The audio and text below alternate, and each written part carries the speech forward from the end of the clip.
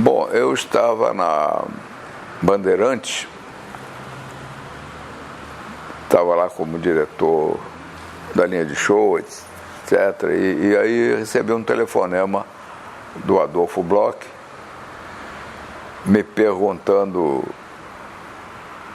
como é que eu estava. Eu digo, eu estou bem. E seguinte, na tua sala, você está onde? Eu digo, estou na minha sala aqui no Morumbi. E na tua sala tem janela? Tem uma janela. Dessa janela você vê o quê? Eu digo, olha, eu vejo aqui uns prédios, etc. Disse, então faz uma coisa, vem para Manchete que da tua janela você vai ver Niterói, que é a tua cidade. Ele evocando a paisagem que a gente tinha vista, que a gente tinha dos escritórios da Manchete, que era ali na Glória, e da Manchete ali, toda envidraçada, você realmente dava vista para o outro lado da Bahia, que era Niterói. Claro que isso foi na base do bom humor, etc. e tal, e eu também já estava querendo voltar para o Rio. Eu estava em São Paulo já uns 7, 8 meses, etc. e tal, e eu tinha alguns compromissos aqui no Rio, eu estava querendo voltar também para cá, e aí aceitei o convite e fui trabalhar na Manchete. E como é que era a figura do seu Adolfo? Como é que você poderia definir assim, essa figura da chefia? Era um parceiro? O Adolfo Bloch era uma figura imperial, né? Ele era um príncipe renascentista, né?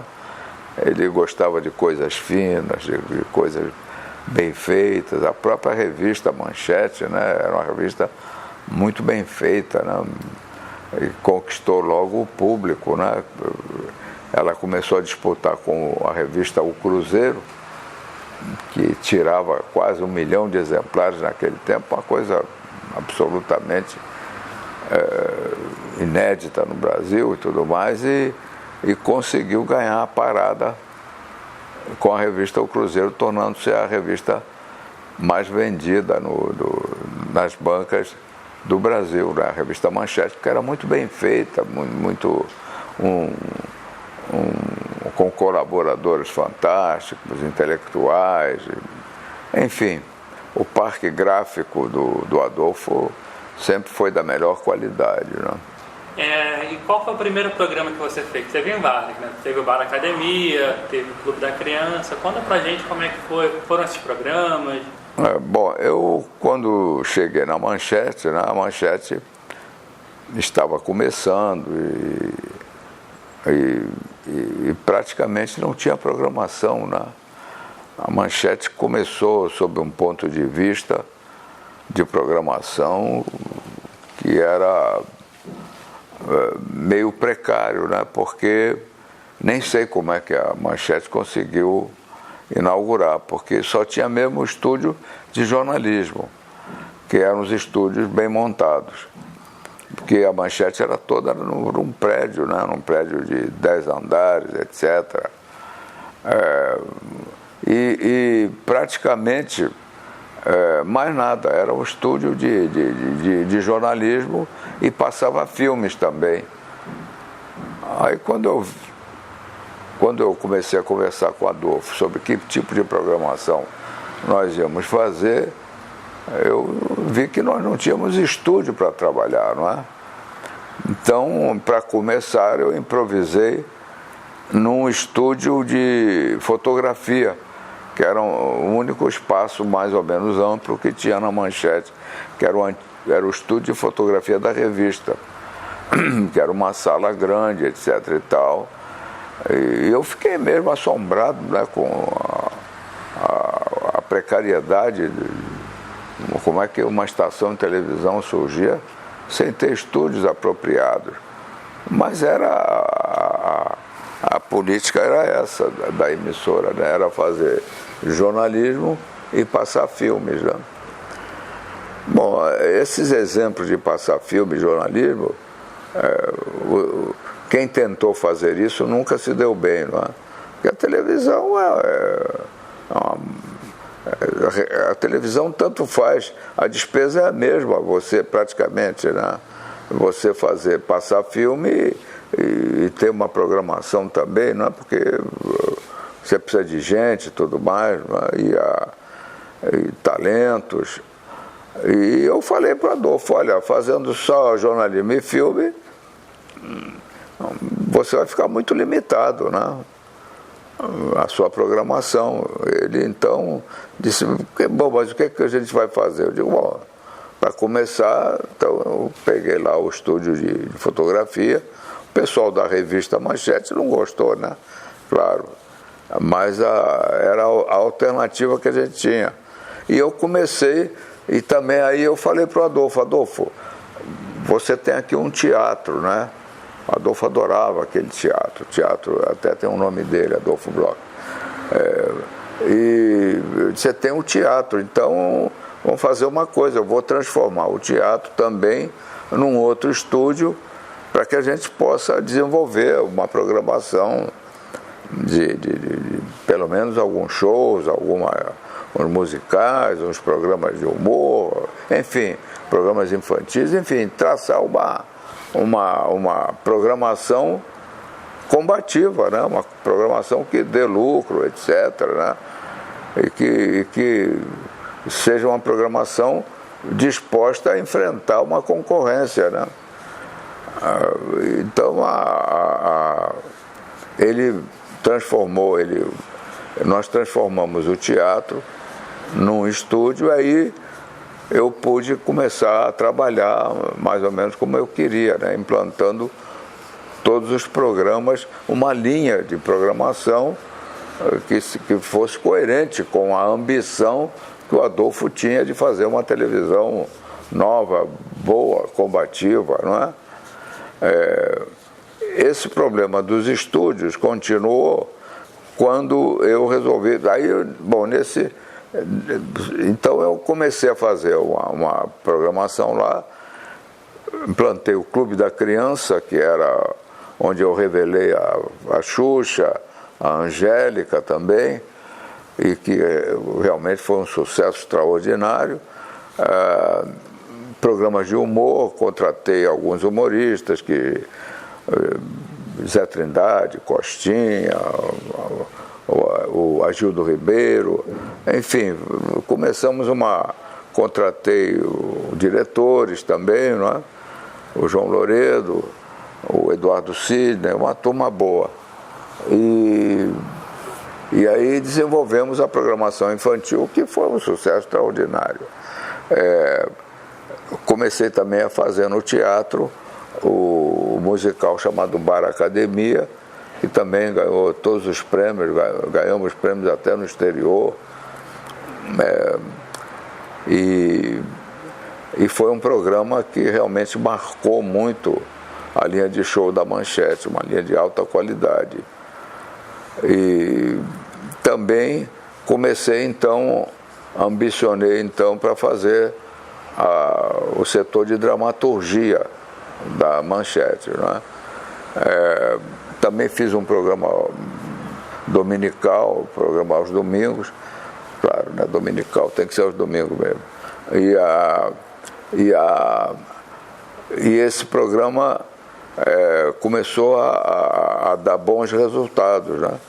Era dirigido também pelo Fernando Gueiros, que hoje é um diretor da Globo de São Paulo. E toda a linha começou a dar resultado, né? Da Ibope. Então eu me aventurei com o Adolfo, né? O Adolfo era muito centralizador, né? Às vezes isso aí não dava bons resultados, porque a televisão tem uma dinâmica uma dinâmica que eles não estavam acostumados a esse tipo de trabalho, né? E isso ocasionou alguns atritos e tudo mais, mas sempre nós conseguimos resolver as paradas, né? E o Adolfo não queria entrar no terreno da dramaturgia.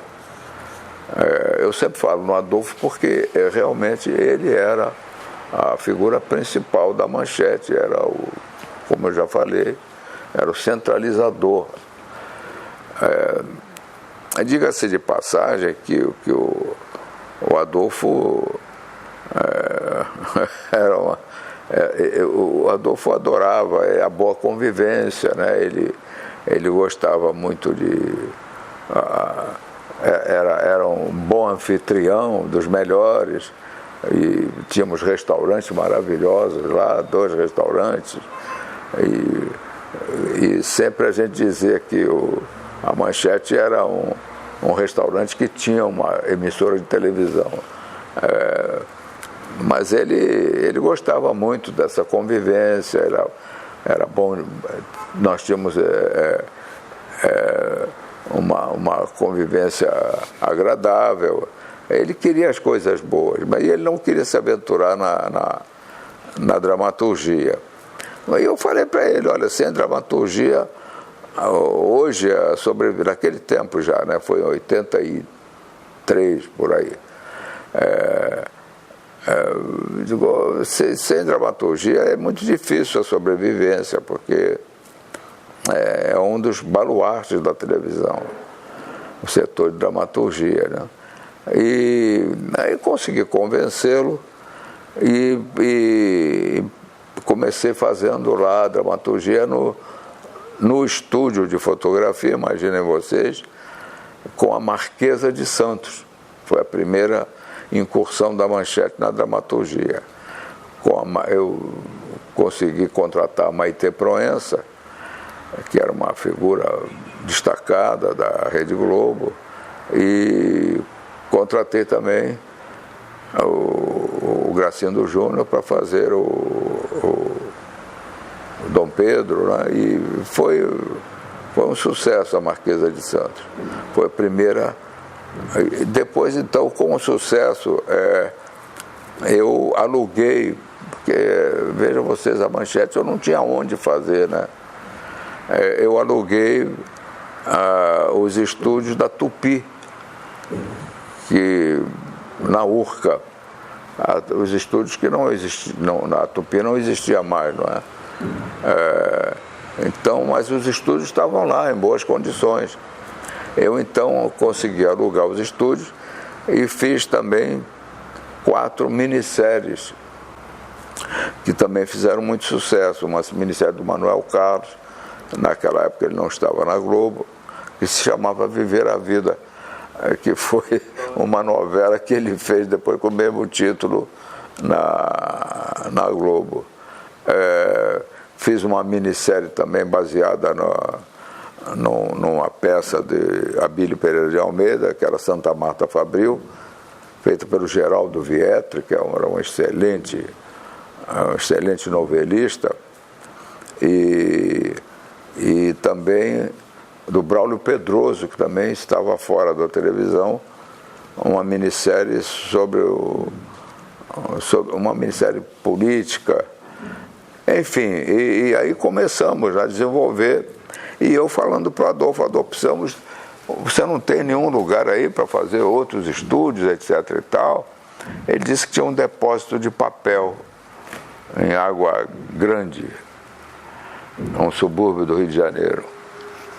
E eu fui lá ver os depósitos, realmente eram os depósitos de papel incríveis, com 6 metros de altura, mais de 6 metros, muito mais de 6 metros, imensos, né? E eu, poxa, vamos transformar isso aqui em estúdio. Aí ele gostou da ideia, nós fizemos e transformamos em estúdio, e aí pudemos desenvolver a Dona Beija, foi também um sucesso danado, uma novela, e depois possibilitou todo o desenvolvimento da dramaturgia na Globo, que culminou com o Pantanal, etc., já trazendo outros diretores. Eu também consegui trazer o Erval Rossano, enfim. Bom, e aí foi, não é? E concomitante com isso, eu desenvolvi a linha de shows também da Manchete, né? Com outros programas. Todos fizeram carreira uma carreira decisiva para o sucesso da Manchete.